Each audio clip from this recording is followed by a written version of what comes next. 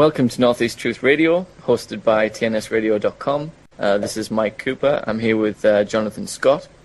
This week's special guest, we've got a treat lined up for you today. He is an author of Is There Life After Death? The Extraordinary Science of What Happens When We Die, and The Daemon, A Guide to Your Extraordinary Secret Self. Bruce Grayson spoke about this guy's hypotheses, and he once said, Peake's explanation of your immortality is the most innovative and provocative argument I've seen. Welcome, Anthony Peake. Are you there, Anthony?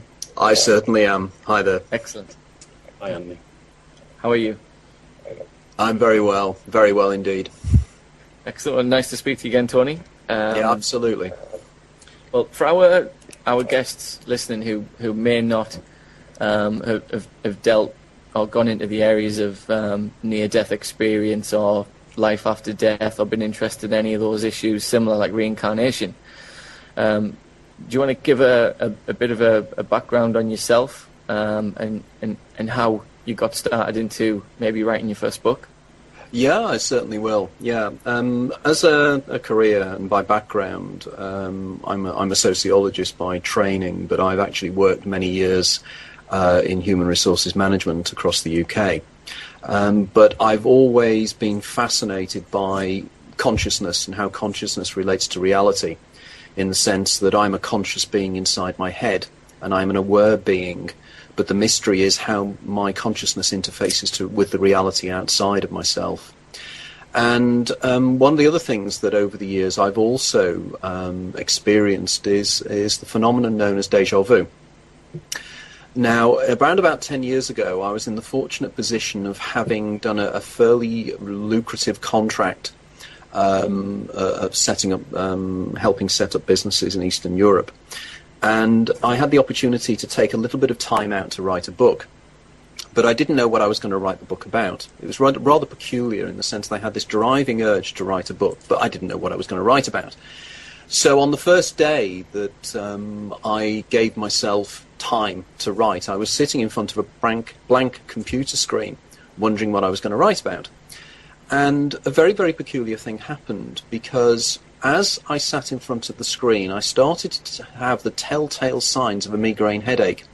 Now, I suffer from something called classical migraine, and there might be some of your listeners out there that will relate to this, that there are two forms of migraine. There's the migraine whereby you just get a headache, but there's the migraine where you have almost altered states of consciousness, and it's something called the migraine aura.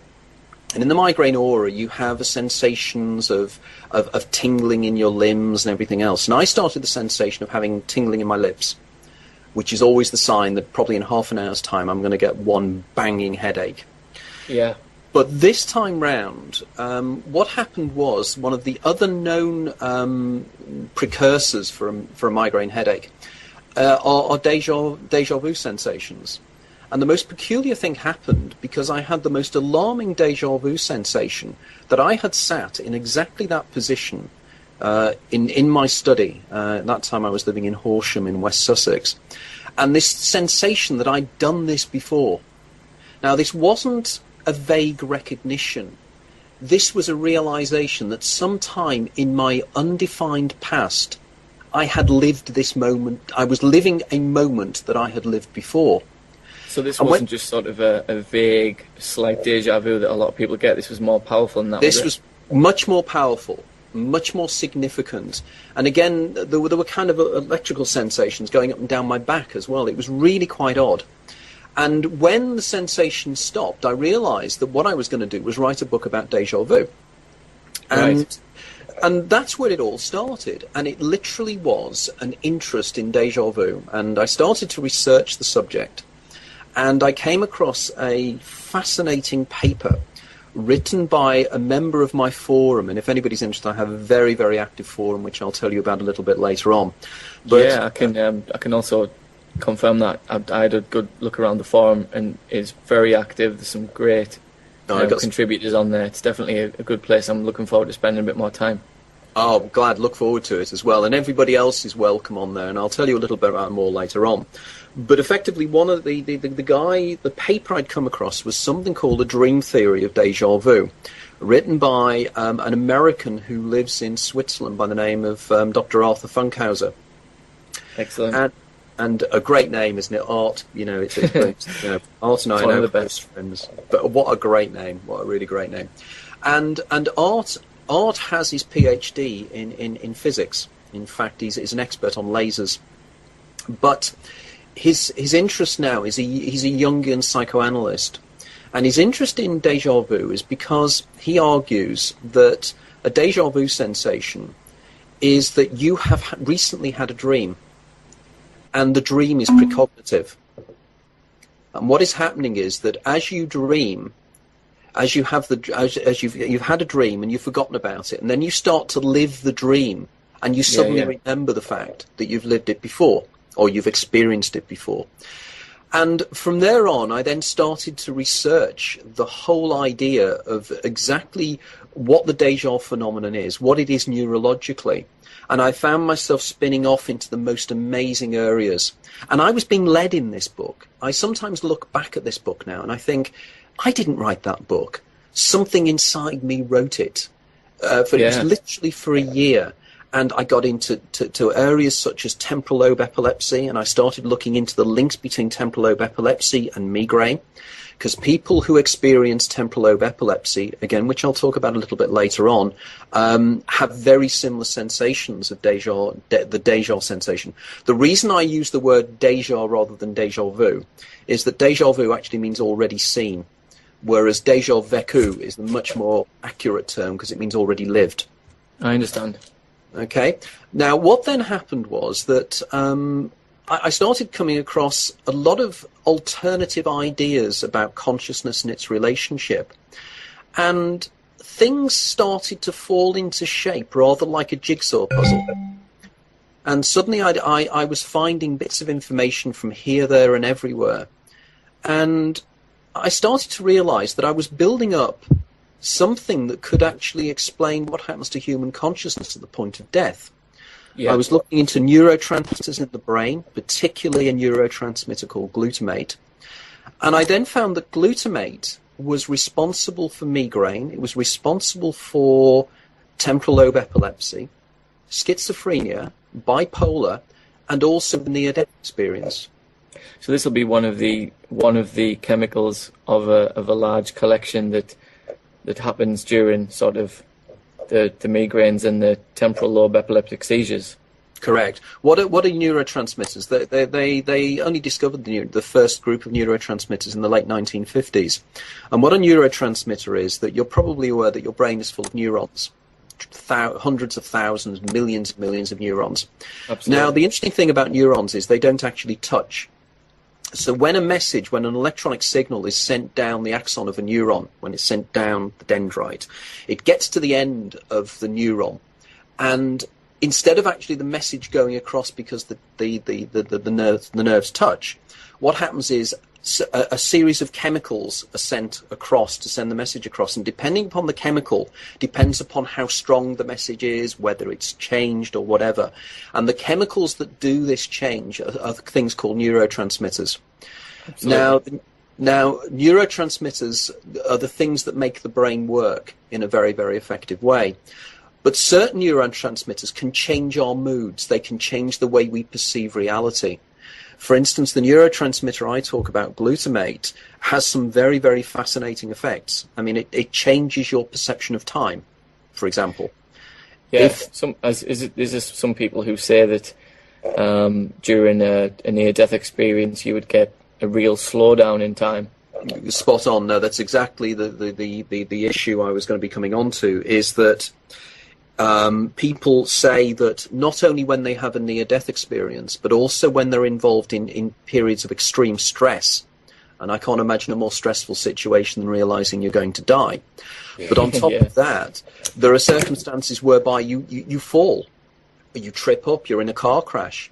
And people report time and time again the idea that time slowed down to such a phenomenal extent that they felt that they had all the time in the world to drive around the crash in front of them. Yeah, absolutely. I've heard a few stories like that, including your own. So is this actual glutamate electrochemical reaction? It's supposed, yes, it's the glutamate itself that brings about the time dilation effect. Now, what glutamate also does is that it is the major neurotransmitter in the brain, but it is particularly concentrated in the temporal lobes of the brain, which are the areas around both ear of the brain, either side of the brain. There are two temporal lobes, and the temporal lobes are the area that actually hold memories. Well, there's a big argument as to whether the temporal lobes or something called the amygdala, which sits underneath, is the area where memory exists, or whether this is where memory is accessed. In other words, that memory could sit somewhere else. But effectively what this means is that the memories of your life can also be stimulated by glutamate. Now, you may know that one of the major, you mentioned Bruce Grayson, and Bruce Grayson is known for coming up with something called the Grayson scale. And we've spoken about him before. Yeah. Okay, so you know about the Grayson scale. And the Grayson scale is a series of things that people are supposed to look out for in a classical near-death experience. And one of the other elements of the Grayson scale is something they call the panoramic life review. And that is when people turn around and say, my life flashed before my eyes. Absolutely. And that's where I suggest that there is a linkage here. So we have time slowing down during the glutamate flood and during times of stress or near-death experience. And we have the idea that our life flashes before our eyes. Now, what I'd actually come together with all this at this point, and then something very peculiar happened. I had a phone call from a lady running a recruitment consultancy, and she phoned me up and she said, Tony, are you actually looking for work at the moment? And I said, well, no, I'm not, because I'm writing a book. And she said, what about? And I said, well, I'm not quite sure at the moment, but I'm interested in deja vu, and I'm interested in all these other and near-death experience. And she said, well, what particular areas are you interested in? And I said, oh, well, funnily enough, things like temporal lobe epilepsy. And she went very quiet, and she said, I need to talk to you. So I arranged to meet her for lunch a couple of days later. And she sat down and she said, the reason I needed to speak to you was that I think I'm able to help you on this. Because she said, a few months ago, I was diagnosed with temporal lobe epilepsy. And she said, everything you were talking about are things that happen to me all the time. I have time slowing down. I have reviews of my past. I have flashes of my childhood just before I have a seizure. Yeah. And I said to her, when did you first discover you had temporal or experiencing temporal lobe epilepsy? And when she explained this to me, she said it changed her life, this experience, and it changed mine because it suddenly made me realize the power of where I was going with my book. Because she said she was at work at the time, and she was having a cup of tea with a friend. Now, we'll call this associate of mine Margaret. As Margaret was talking to her friend, Margaret felt a snap over her ear, a snapping sound. As the snapping sound took place, she looked at her friend, and her friend was frozen in time. Her friend literally stopped moving. And she could hear a low humming noise behind her. Now, what she then did was she looked up and she could see everybody in the canteen, and they'd all frozen. They were all moving. It was like something out of a movie that was about to come out called The Matrix. It was very much that. And in fact, there's a sequence in another movie which we could talk on later called Vanilla Sky, where exactly. Oh, I know exactly which one you're talking about. Where he's in the bar with the guy that's been sent in to tell him what's happening. Yeah. And he tells him to shut up, and he shuts everything up, and everything freezes. Is this one of Philip K. Dick's? Yeah, we can go on to Philip K. Dick as well. It's very much linked with Philip K. Dick as well, this whole concept. Philip K. Dick is one of my favourite writers, and people like Philip K. Dick's widow, Tessa Dick, is actually on my forum, together with 2 or 3 other people that actually knew Philip K. Dick.